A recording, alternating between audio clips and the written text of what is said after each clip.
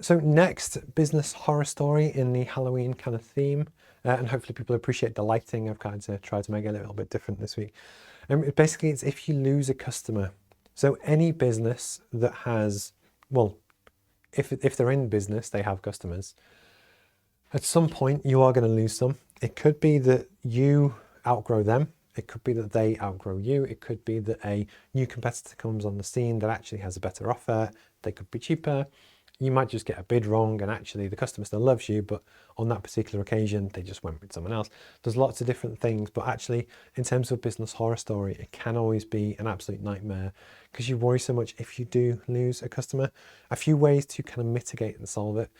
One is have a bigger spread of customers. One of the things that we talk about on the course is that it's much better to have 20 customers that are each £10 each than to have one customer that gives you £200.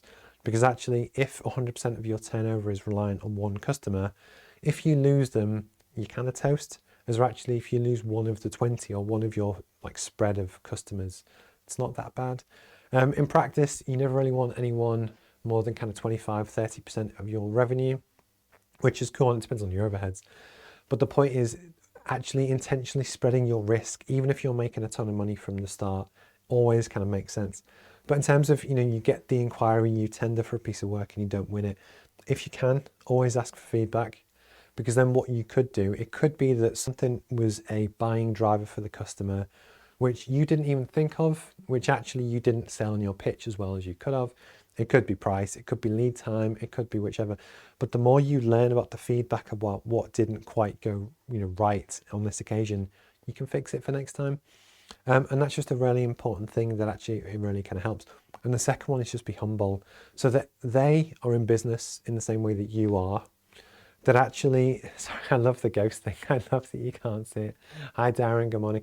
And Darren as well. I sent a lovely pack to your lovely partner from the RSPCA. Is it Stephanie? And again, what I'm really looking forward to this actually is that a lot of this is aimed at private sector organisations and stuff. But the truth is, it's as true, it's 100% true for charity fundraising as well. So I'm really looking forward to, if she's up for it, really working with her to help raise money for the RSPCA and how can they do their promotion and fundraising in a way that it's not just business focused. So actually, but thank you for getting in touch, and hopefully her pack should arrive today, which is quite cool.